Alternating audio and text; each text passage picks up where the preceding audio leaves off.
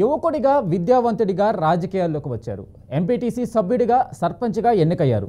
ప్రజా సమస్యలపై పోరాటంలో క్రియాశీలకంగా వ్యవహరించి జిల్లా సర్పంచుల సంఘం అధ్యక్షుడిగా ఎన్నికయ్యారు. అయితే ఓ గ్రామ సర్పంచ్గా ఉంటూ టీడీపీ టికెట్తో నేరుగా రాష్ట్ర మంత్రితో తలపడ్డారు. ఉత్తరాంధ్రలో రాజకీయ దురంధరుడిగా చలామణి అవుతూ సిట్టింగ్ మంత్రిగా బరిలోకి దిగిన ఆ మాజీ మంత్రిని మొన్నటి ఎన్నికల్లో చిత్తుగా ఓడించి ఉత్తరాంధ్రలోనే సరికొత్త చరిత్ర సృష్టించారు. గ్రామ సర్పంచ్గా ఉండి మాజీ మంత్రి అడ్డాలో జెండా పాతిన ఆ యువ ఎమ్మెల్యే ఎవరు? Let's watch the story.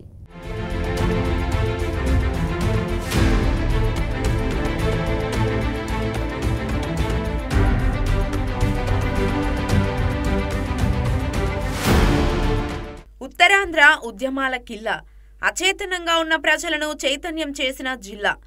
ఈ ప్రాంతంలో ఉన్న శ్రీకాకుళం ఒకప్పుడు టీడీపీకి కంచుకోట. అయితే అక్కడ సీనియర్ నేత అయిన ధర్మాన ప్రసాదరావు పాగా వేసి వైసీపీకి అడ్డగా మార్చేశారు. ఈ అడ్డాలో యువ నాయకుడిగా రాజకీయాల్లోకి వచ్చిన గొండు శంకర్ జెండా పాతారు. తనదే హవా అనుకున్న ఆ సీనియర్ నేత ధర్మాన దూకుడికి జూనియర్గా బరిలో దిగిన శంకర్ మొన్నటి ఎన్నికల్లో కళ్ళెం వేశారు. సిట్టింగ్ మంత్రిగా బరిలో దిగిన మాజీ మంత్రిని చిత్తుగా ఓడించి ఉత్తరాంధ్రలోనే సరికొత్త అధ్యయనం లిఖించారు. దీంతో సిక్కోలు జిల్లాలో ధర్మానకు సీన్ రివర్స్ అయింది. ఇక శ్రీకాకుళం నియోజకవర్గంలో శ్రీకాకుళం టౌన్తో పాటు శ్రీకాకుళం రూరల్, గార మండలాలు ఉన్నాయి. సామాజిక వర్గాల పరంగా వెలమ సామాజిక వర్గం ఓట్లు ఎక్కువ. రెండో స్థానంలో ఎస్సీలు ఉండగా ఆ తర్వాతి స్థానాల్లో వైశ్య, కళింగ, మత్స్యకార, శిష్టాకరణ కులాల ఓట్లు ఉన్నాయి.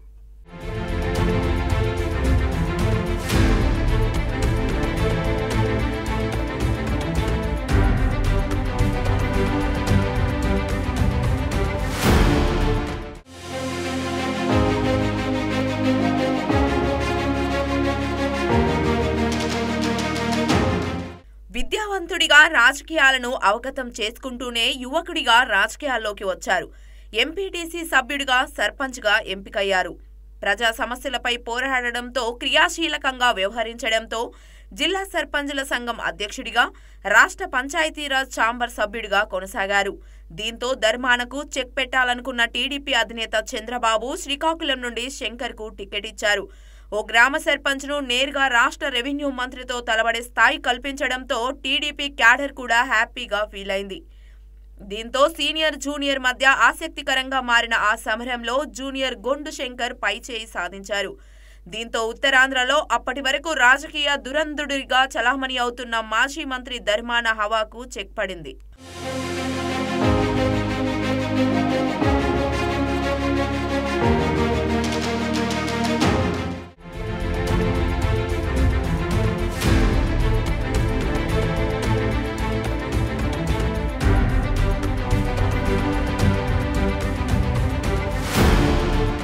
ఉద్యమాల పురిటిగడ్డ అయిన శ్రీకాకుళం ప్రజల్లో చైతన్యం అంతర్లీనంగా కొనసాగుతూనే ఉంది.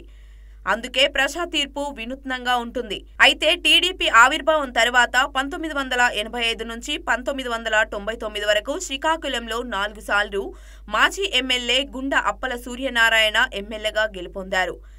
ఎన్టీఆర్ కేబినెట్ మంత్రిగా కూడా పనిచేశారు. అయితే 2004, 2009లో గుండప్పల సూర్యనారాయణపై కాంగ్రెస్ నుండి ధర్మాన ప్రసాదరావు గెలుపొందారు. అనంతరం వైసీపీలో చేరిన ధర్మాన 2014లో అప్పల సూర్యనారాయణ సతీమణి గుండా లక్ష్మీదేవి చేతిలో పరాజయం పాలయ్యారు. కానీ 2019లో మళ్లీ ధర్మానే గెలవడంతో అప్పటి నుంచి ధర్మాన వర్సెస్ గుండా ఫ్యామిలీ మధ్య ఆధిపత్య పోరుగా సిక్కోలు రాజకీయం మారిపోయింది. అయితే వయసు పైబడడంతో మొన్నటి ఎన్నికల్లో గొండు శంకర్కు టీడీపీ టికెట్ ఇచ్చి గెలిపించుకుంది. దీంతో ధర్మాన చేసిన అవినీతి అక్రమాలకు జిల్లాలో చెక్ పడిందని శ్రీకాకుళం ప్రజలు తమ అభిప్రాయం వ్యక్తం చేస్తున్నారు.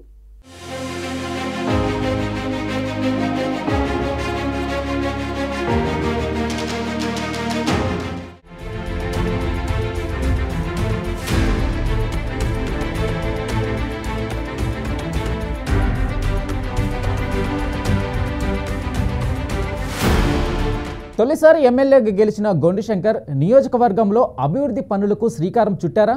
ఎమ్మెల్యేగా నియోజకవర్గ ప్రజలకు అందుబాటులో ఉంటున్నారా? ప్రభుత్వ పెద్దలతో సంబంధాలు ఎలా ఉన్నాయి? సర్పంచ్గా ఉండి అధికార పార్టీ నుండి బరిలోకి దిగిన మంత్రిని ఓడించిన గొండు శంకర్ ఎలాంటి పనులకు శ్రీకారం చుట్టారు? ఆయనపై ప్రజల్లో నెగిటివ్ టాక్ ఉందా?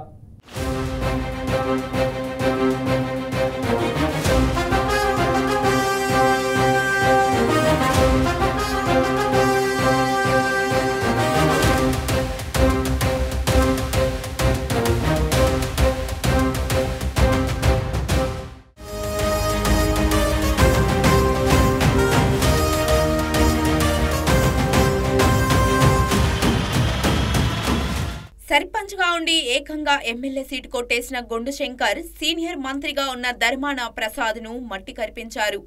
2024 ఎన్నికల్లో టీడీపీ నుండి ఎమ్మెల్యేగా విజయం సాధించి తొలిసారి అసెంబ్లీలో అడుగుపెట్టారు. అయితే ఎన్నికల ప్రచారంలోనే నియోజకవర్గ ప్రజల మనసును దోచుకున్నారు శంకర్. సర్పంచ్గా ఉన్న శంకర్కు ఏకంగా ఎమ్మెల్యే టికెట్ ఇవ్వడంతో అప్పుడే ఆయన గెలుపు దాదాపు ఖాయమైందని టాక్ వెలువడింది. అంతేకాదు ఎన్నికల సమయంలోనూ యువతకు ప్రత్యేక ఆకర్షణగా నిలిచి అందరితో మమేకమయ్యారు.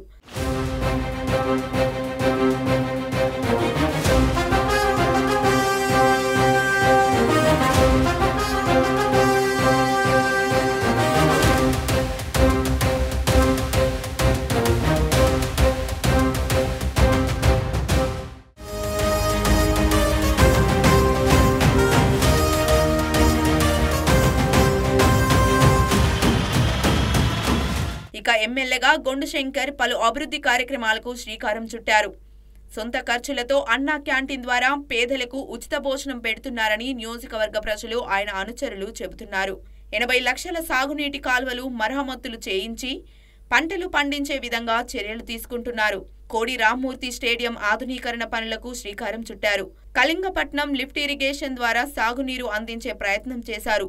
మత్స్యకారుల వలసల నివారణకు ప్రత్యేక చర్యలు తీసుకుంటున్నట్లు చెబుతున్నారు. జెట్టీలు ఏర్పాటు చేయడం, లిఫ్ట్ ఇరిగేషన్ పనులకు చర్యలు చేపట్టడం, 80 కోట్లతో జలజీవన్ మిషన్ పనులు ప్రారంభించినట్లు చెబుతున్నారు. ఔటర్ రింగ్ రోడ్డు పనులకు శ్రీకారం చుట్టారు.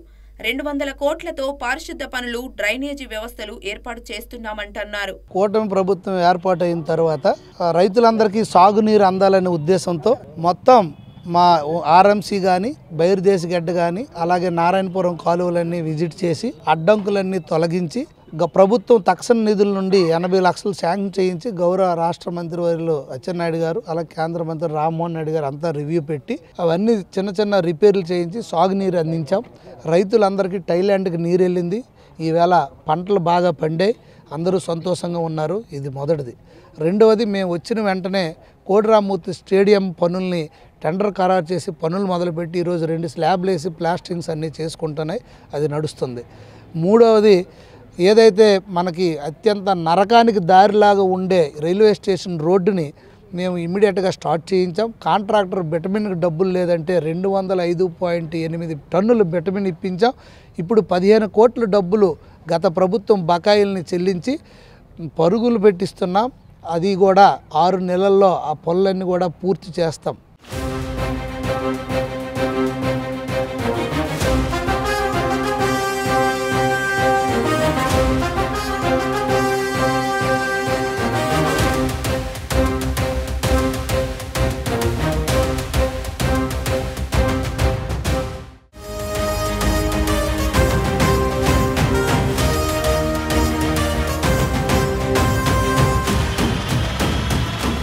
గొండు శంకర్ కొత్తగా ఎమ్మెల్యేగా ఎన్నికైన నేపథ్యంలో ఆయనపై ఎలాంటి అవినీతి ఆరోపణలు లేవంటున్నారు స్థానికులు. ఎమ్మెల్యేగా నియోజకవర్గంలో పలు అభివృద్ధి పనులకు శ్రీకారం చుట్టిన ఆయన ప్రజలతో సత్సంబంధాలు కొనసాగిస్తూనే ఉన్నారు. దీంతో నెగిటివ్ ఇమేజ్ కనిపించడం లేదంటున్నారు. మృదు స్వభావి కావడంతో ఎలాంటి గొడవలకు ఎమ్మెల్యే పోరనే టాక్ కూడా వినిపిస్తోంది. సర్పంచ్ స్థాయి నుంచి రావడంతో ఆయనకు ఎలాంటి అవినీతి మరకలు అంటలేదంటున్నారు. ఎమ్మెల్యేగా నియోజకవర్గ ప్రజలకు అందుబాటులో ఉంటున్నారనే అభిప్రాయాలు ఉన్నాయి. ప్రభుత్వ పెద్దలతో మంచి సంబంధాలు కొనసాగిస్తూ నిధులను మంజూరు చేయించుకుంటున్నారని తెలుస్తోంది. మొత్తానికి ఇప్పటి వరకైతే ఎమ్మెల్యే శంకర్పై ఎలాంటి నెగిటివ్ టాక్ లేదనే టాక్ వినిపిస్తోంది.